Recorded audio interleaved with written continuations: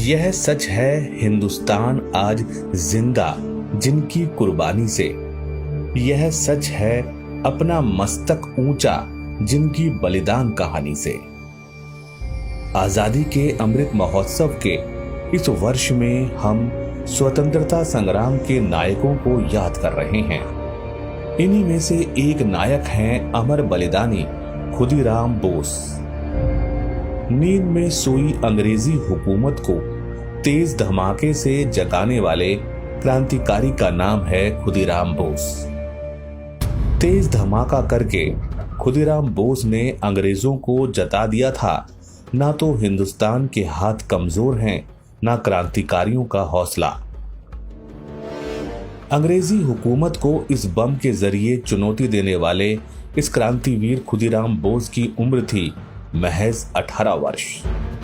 जिस उम्र में जब एक युवा अपने करियर और अपने उज्जवल भविष्य को लेकर परेशान रहता है, उस उम्र में ये महान क्रांतिकारी देश के लिए सूली पर चढ़ गया। इस महान क्रांतिकारी ने कम उम्र में मातृभूमि की रक्षा के लिए जो काम किया था वो आज भी युवाओं के लिए प्रेरणादायी है। प्रारंभिक जीवन। खुदीराम बोस का जन्म 3 दिसंबर 1889 को बंगाल में मिदनापुर जिले में हुआ था। बालक खुदीराम के सिर से माता पिता का साया बहुत जल्द ही उतर गया था, इसलिए उनका लालन पालन उनकी बड़ी बहन ने किया। उनके मन में देशभक्ति की भावना इतनी प्रबल थी कि उन्होंने स्कूल के दिनों से ही राजनीतिक गतिविधियों में भाग लेना प्रारंभ कर दिया था। खुदीराम अंग्रेजी साम्राज्यवाद के खिलाफ होने वाले जलसे जुलूसों में शामिल होते थे और देशभक्ति के नारे लगाते थे। उनके मन में देश प्रेम इतना कूट कूट कर भरा था कि उन्होंने 9वीं कक्षा के बाद ही पढ़ाई छोड़ दी और देश की आजादी में मर मिटने के लिए घर से निकल पड़े। क्रांतिकारी जीवन।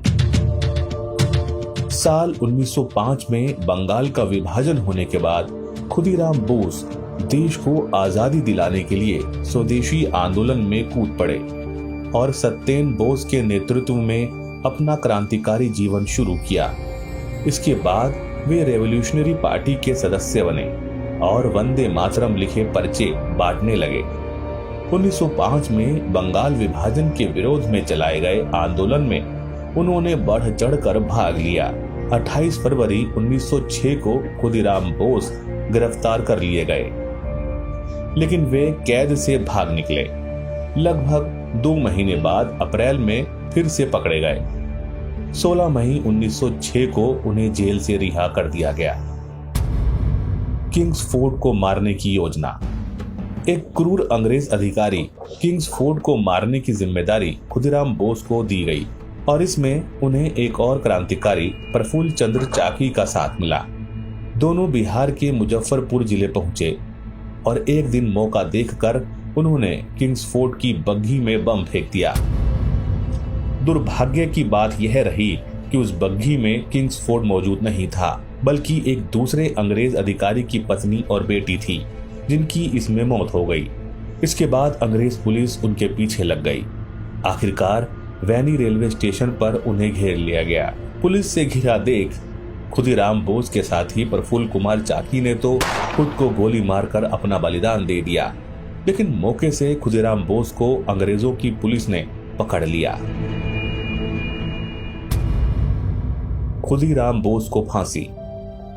खुदीराम बोस को गिरफ्तार कर मुकदमा चलाया गया और फिर फांसी की सजा सुनाई गई। 11 अगस्त सन 1908 को उन्हें फांसी दे दी गई। उस समय उनकी उम्र मात्र 18 साल 7 महीने और 11 दिन थी। खुदीराम बोस इतने निडर थे कि हाथ में गीता लेकर खुशी खुशी फांसी के तख्ते पर चढ़ गए। खुदीराम की फांसी के बाद जेल के बाहर जमा समर्थकों ने उनकी अंतिम यात्रा निकाली। उस दिन प्रशासन को लोगों पर काबू पाना बेहद मुश्किल हो पा रहा था।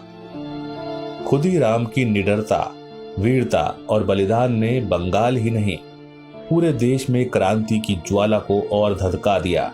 कई नौजवान अपनी जान की परवाह किए बिना आजादी की जंग में कूद पड़े और उसके कई सालों बाद लगातार प्रयास और अनेक बलिदानों के बाद हमारे देश को स्वतंत्रता मिली।